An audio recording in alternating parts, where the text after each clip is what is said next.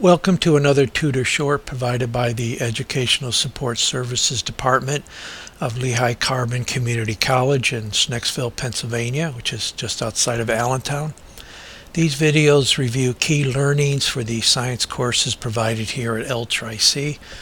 And please remember that the Educational Support Services Department does provide walk-in tutoring 5 days a week. Hello and welcome Anatomy and Physiology 2 students.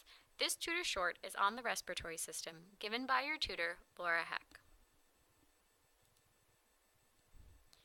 This image is a sagittal view of the right half of the head and neck. You can see the oral cavity, aka the mouth, with the tongue muscle, the hard palate located here, and the soft palate located here. The uvula, which is the thing that hangs down in the back of your throat, is located here. You can also see your nasal cavity. In your nasal cavity, you have your superior, inferior, and middle concha. Here's the superior, here's the middle, and here's the inferior. Underneath each of these concha, you also can see your superior, middle, and inferior meatus. Incoming air is filtered, warmed, and moistened in this part of the respiratory system. Posterior to the nasal cavity and the oral cavity is an area known as the pharynx. The pharynx is made up of the nasopharynx, oropharynx, and hypopharynx. A hole that is located right here is for the eustachian tube, which connects to the ear. In this area, you can see the pharyngeal tonsils, located here. Here are your palatine tonsils, and here are the lingual tonsils. Anything that enters into the pharynx then has two different options upon its exit. It can choose the anterior tube and travel down the trachea into the lungs, or it can choose the posterior tube and travel down through the esophagus into the stomach. When you breathe air, air goes down the trachea to the lungs. Whereas when you eat, food travels in the posterior esophagus down to your stomach. This structure here is known as the epiglottis. It is a flap of cartilage that depresses during swallowing to cover the windpipe and make food travel down the esophagus to the stomach. I think we can all agree it wouldn't be a good idea for food or water to go down the trachea and enter into your lungs. This area here is known as the larynx, which connects the lower pharynx to the trachea. The larynx also helps to warm and moisten incoming air. On the next slide, we will get a closer look at the larynx. In this slide, we will differentiate some important aspects of the larynx. The area that contains the folds is known as the glottis. The top fold, located here, is known as the false vocal cord, or the vestibular fold, while the lower fold is known as your true vocal cords. Your true vocal cords vibrate when air flows between them and give you your unique voice. When at rest and breathing, your vocal cords are abducted.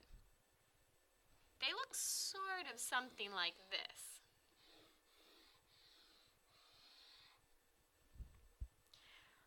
When you speak, they are adducted.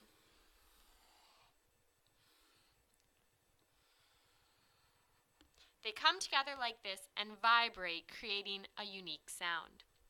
Your vocal cords are controlled by the vagus nerve, which is cranial nerve 10.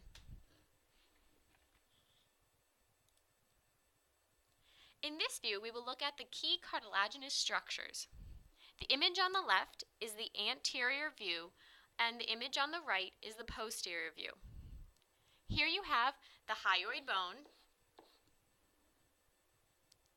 thyroid cartilage, cricothyroid ligament, and the cricoid cartilage. And you also have your trachea.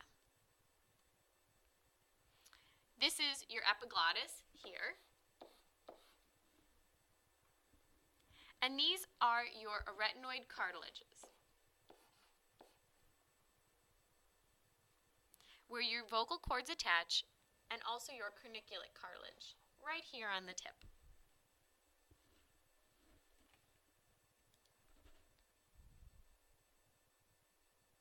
This is an anterior view of your thoracic area.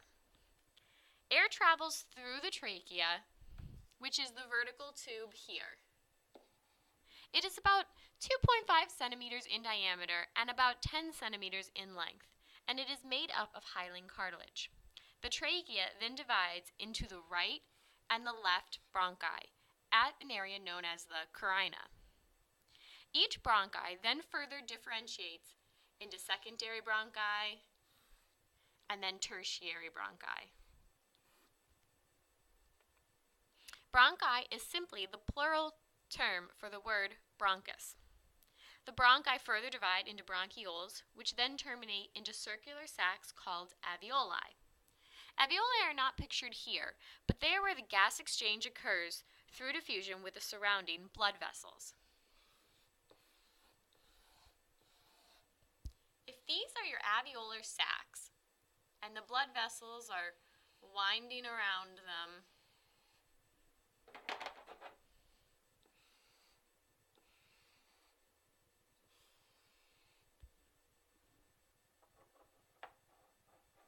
oxygen is going to diffuse from the alveolar sac into your blood vessels, while CO2 is going to diffuse from the blood into your alveolar sac.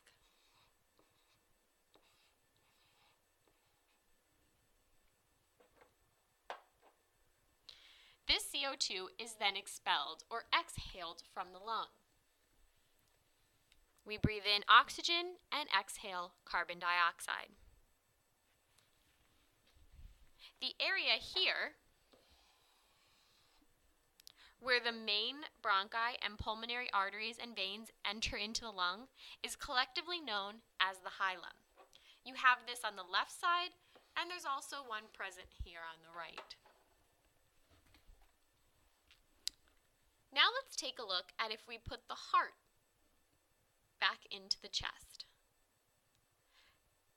Here you can see where the heart sits in the chest in relation to the lungs.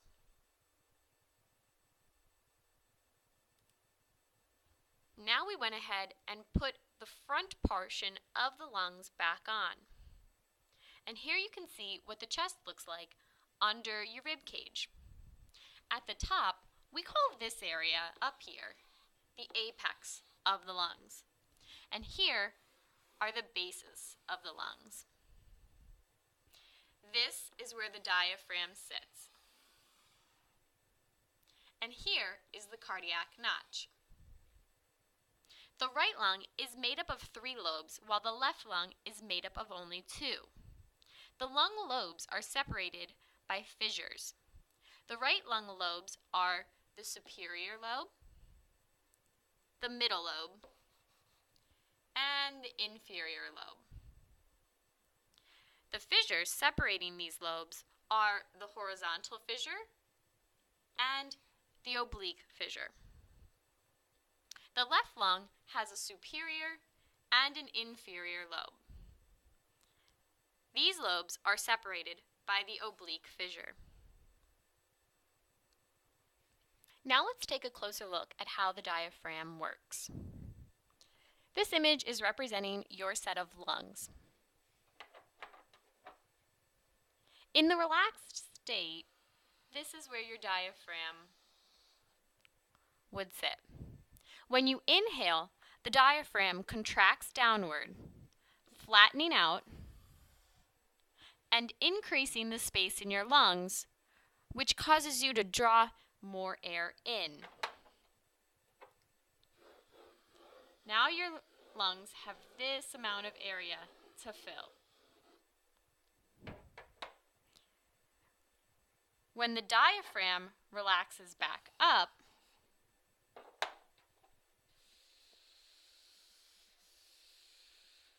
the area in your lungs, as you can see, is less, which causes you to expel the air from your lungs. The diaphragm is controlled by cervical nerves 3, 4, and 5. And the saying to remember this that I like is C3, 4, and 5 keep the diaphragm alive. In this way, when you have a patient with a spinal cord injury above C3, 4, or 5, then you must recognize that they may not be able to breathe on their own and they'll require an assistive device for breathing. Thanks for watching. If you have questions about any of the models that you've seen in this video or any of the other videos, or if you would like to talk to a tutor, please come to the Science Tutoring Lab in the Educational Support Services Center in SH 150. Thanks.